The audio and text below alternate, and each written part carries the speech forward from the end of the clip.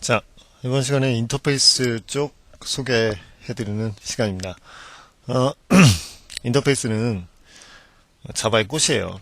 네, 근데 인터페이스를 처음에 설계할 때부터 인터페이스를 고려해서 설계를 해야 되는데, 이게 사실은 초급자한테 상당히 어렵습니다. 그리고 이제 특히 다른 언어를 하셨던 분들, 뭐 C나 C++를 하셨던 언어, 해보신 분들한테도 인터페이스가 그다지 쉽지가 않아요. 그래서 인터페이스에 대한 일단 처음부터 인터페이스를 잘 설계하시고 뭐 이건 굉장히 무리스러운 일이라고 생각하고요.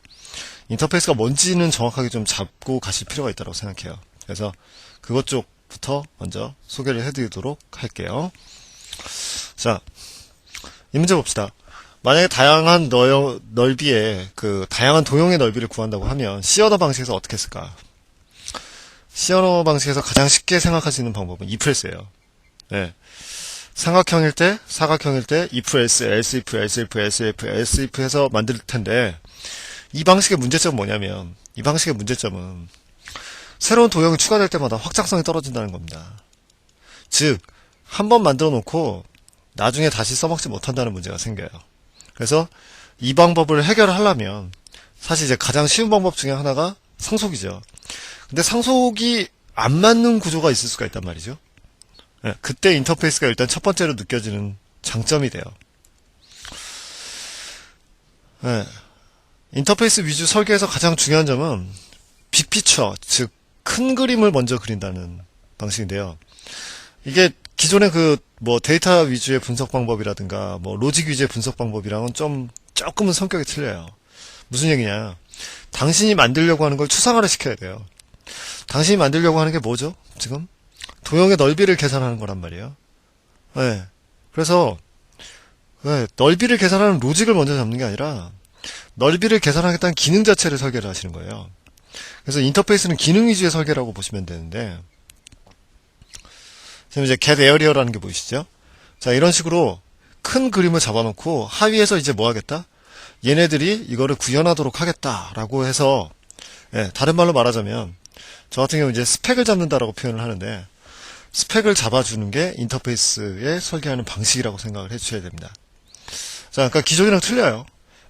기존에 그러니까 로직 설계랑은 조금 비슷합니다. 그러니까 기존에 저희가 어떠한 기능을 만들겠다라는 걸 로직으로 뽑잖아요. 그리고 이제 그걸 클래스로 뽑는데, 인터페이스는 로직으로 뽑은 거를 그대로 그냥 클래스로 옮기는 게 아니라 그거는 그냥 스펙으로 그대로 남겨놓는 거예요. 인터페이스에다 남겨놓고 그 다음에 구현하는 방식이죠. 자, 인터페이스가 유효한 경우는 사실 굉장히 많습니다만 아마 여러분한테 가장 현실적으로 와닿는 게 아마 이 오버라이딩 하는 방법일 텐데요. 이거를 좀 간단하게 말씀을 좀 드리죠. 예를 들어 우리가 그런 거 한번 생각해 보자고요. 저희가 만약에 무슨 기계를 만들어서 팔아요. 인터페이스, 자바 프로젝트 하나 만들게요. 저희가 만약에 기계를 하나 만들어서 팔아요. 근데 그 기계가 처음에 딱 뜨면 안녕하세요 라는 인사말 뜨고 안녕히 가세요 라는 인사말이 뜬다고 합시다. 그러면 인터페이스는 기능을 먼저 설계한다고 그랬잖아요. 그죠? 그래서 그 기능을 제가 그리팅이라고 할게요. 자, 그래서 그리팅이라는 기능을 하나 잡아놓을게요. 자, 그러면 public void say hello 잡아놓고요. 자, 잘 보세요. 인터페이스는 뭘 잡지 않는다고요? 구현하는 기능을 만드는 거지, 스펙을 잡는 거지, 실제로 코드를 만들어내는 게 아니란 말이에요. 그래서 say hello, say goodbye와 같은 방식으로 스펙만 잡아놓는 게 인터페이스입니다. 됐죠? 자, 그 다음에 이제 이 스펙을 잡아놓은 상태에서 이제 구현을 들어가요.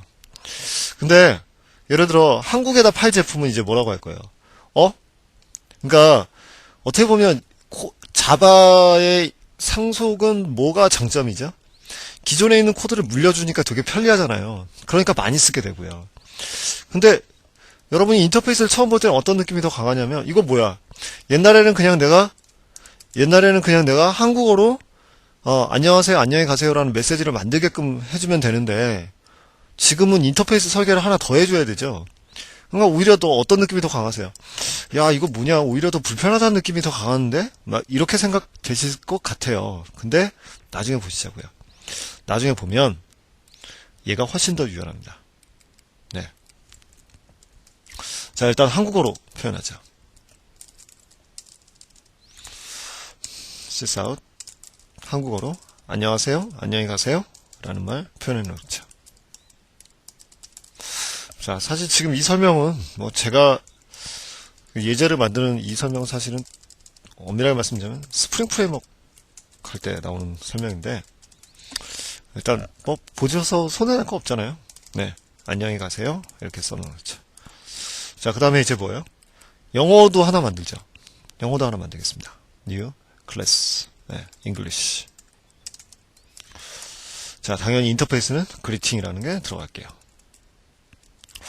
자, 인터페이스는 스펙이잖아요. 자, 간단하게 말할게요.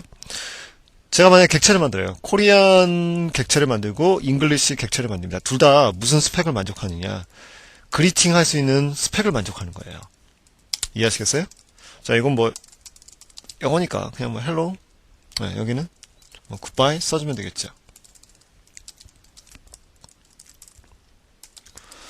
됐습니까? 자, 보세요. 자, 그렇다면 여러분이 옛날에는 뭘 찾았죠? 아, 옛날에는 나한테 맞는 클래스를 찾았잖아요. 지금은 인터페이스가 스펙을 하니까 내가 원하는 애를 스펙으로 잡아놓고요. 그 스펙을 구현한 애가 지금 둘이란 얘기예요. 이해되세요? 예, 요렇게 해서 요렇게 만들어 놓고, 나중에 어떤 객체가 코리안을 가리키던 잉글리시를 가리키던 메소드가 똑같아졌죠. 자, 메타데이터라는 의미를 다시 기억을 해주세요. 코리안 객체도 그리팅이라는 메타데이터를 가지고 있고 잉글리시 객체도 그리팅이라는 메타데이터를 가지는 구조예요. 그러니까 얘네들은 뭐 하냐면, 얘네들은 그리팅이라는 타입으로 보게 되면 둘 다 say hello, say goodbye가 똑같이 정의되어 있다는 얘기예요. 그래서 여러분이 실제로 뭐에 연연해서 코딩을 하는 게 아니라, 실제 클래스에 있는 실제 메소드를 보고 코딩하는 게 아니라 스펙을 보고 코딩한다라는 아주 새로운 개념의 방식이 인터페이스 방식이라고 보셔야 돼요. 자, 봅시다. 상속이 걸맞지 않는 오버라이딩. 자, 우선 이런 문제를 해결할 때, 자, 인터페이스는 메타데이터란 말이에요.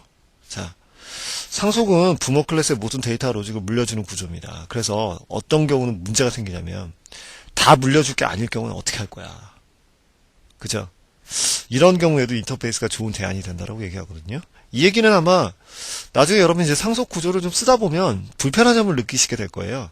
그때 한번 말씀을 드리기에 딱 좋은 구조고요. 인터페이스는 이제 뭐라고요? 네, 메타데이터입니다. 인터페이스는 객체 아닙니다. 인터페이스는 메타데이터예요. 인터페이스는 메타데이터라, 네, 실체가 아니에요. 실체는 아닙니다. 실체가 아니란 얘기는 객체는 안 된다는 얘기예요. 객체가 안 되면 그럼 뭘 거냐? 타입이란 얘기예요. 타입인데 뭐만 가지고 있어요? 껍데기만. 껍데기 뭐라고 하느냐? 스펙. 자, 그래서 인터페이스는 어떠한 스펙을 추상화된 개념이에요. 그래서 인터페이스, 자, 일단 인터페이스라는 용어 자체부터 보실래요? 인터가 무슨 뜻이에요? 예, 상호간에 라는 뜻입니다. 페이스는 무슨 뜻이에요? 마주본다는 뜻이에요. 아, 네, 이렇게 보시면 딱 오죠. 자, 인터페이스는, 자, 여러분 인터페이스 안 쓰세요? 아니요, 쓰세요. 네. 상호간에 마주본다는 뜻이에요. 그죠? 네. 자, 그렇다면 여러분이 인터페이스 안 쓰냐고요? 아니, 써요. 인터페이스란 말처럼 많이 쓰는 게 어딨어요? 여러분이 USB 연결했을 때 뭐라고 하세요? USB 인터페이스라고 얘기하죠? 그죠? 자, 그 다음에 뭐 PS2 뭐 이런 거 있습니다. 이것도 인터페이스라고 얘기하죠? 자, 그 다음에 이제 시스템 간에도 인터페이스라고 얘기해요. 자, 인터페이스는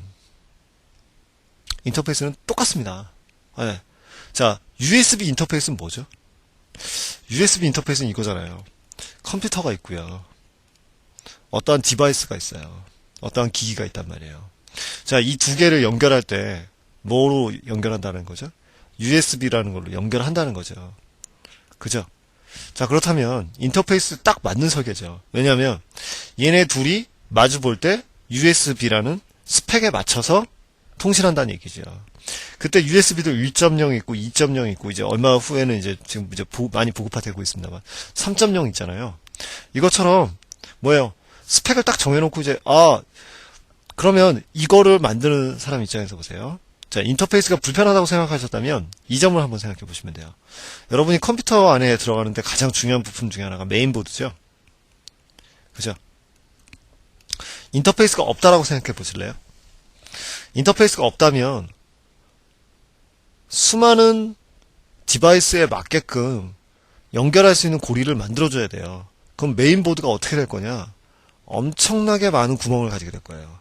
그래서 이제 뒤에다 얘는 소니 카메라, 얘는 뭐 아이폰, 얘는 아이팟 뭐 이렇게 꽂게끔 할 거죠. 그죠? 자, 근데 인터페이스를 맞춰주면요. 이 메인보드 개발자는 뭘 몰라도 되겠어요?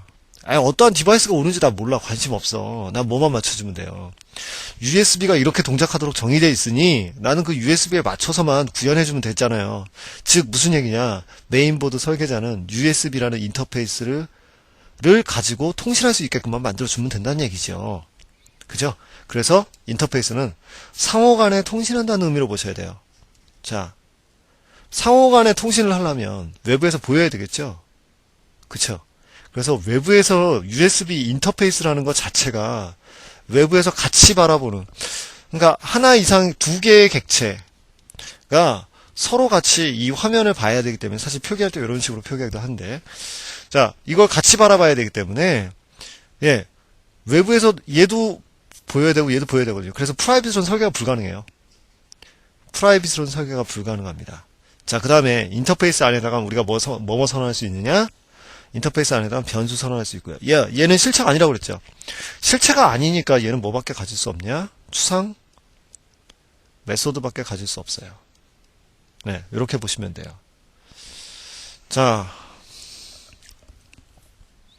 그러면 한번 보실래요? 이런 구조가 상당히 독특할 거라고 생각하시지만 실제로는 아닙니다. 예, 중국집에 가셔도 주인 아주머니랑 주방장이랑 서로 얘기하잖아요. 그때 이제 거기 문이 하나 있죠? 조그만 창문 같은 거 하나 있죠? 예, 그게 인터페이스예요. 자, 그럼 봅시다. 이때 문제가 변수를 볼게요. 그 중국집에 가셔서 주문을 하시면 뭐 아줌마 짬 하나 주세요. 아줌마 짜장면 하나 주세요. 그럼 이제 주인 아주머니가 짬 하나 뭐 이러잖아요. 네, 짜장면 하나 주세요. 그럼 짜 하나 뭐 이렇게 얘기하시잖아요. 그죠? 네. 무슨 얘기죠? 주방장과 주인 사이에 뭐가 있다는 얘기죠? 공통된 약속이 있다는 얘기죠. 그죠? 자, 공통된 약속이 인터페이스라고요. 자, 스펙이 인터페이스라고 그랬잖아요. 자, 그러면 주방장도 그러면 짬뽕이고, 그러면 짜장면이어야 되고, 아줌마도 그러면 짬뽕이고, 그러면 짜장면이어야 되거든요. 그러면 이 값이 어느 한쪽에 의해서 일방적으로 바뀌면 안 되겠죠. 그죠? 그래서 인터페이스에 선언되어 있는 건 전부 다 퍼블릭, 스태틱, 파이널로 선언되는 상수가 돼버려요. 자동적으로. 자, 뭐로 선언할 수 없다라는 거 아셔야 돼요. 그쵸? 프라이빗으로 선언할 수 자체가 없는 거죠. 그 다음에 이제 뭐로 할 수 없다라는 거. 네. 네. 한쪽에서 일방적으로 바꿀 수 없다라는 게 인터페이스의 변수고. 인터페이스의 메소드는 뭐가 아니기 때문에, 얘가. 그쵸? 얘는 실체가 아니에요. 얘는 그냥 통신하는 데 있어서 벽이기 때문에 뭐가 없다라는 겁니다. 네. 추상 메소드만 가지고 있고, 실제 메소드는 없다라는 겁니다. 네. 여기까지 먼저 기억을 해주셔야 됩니다.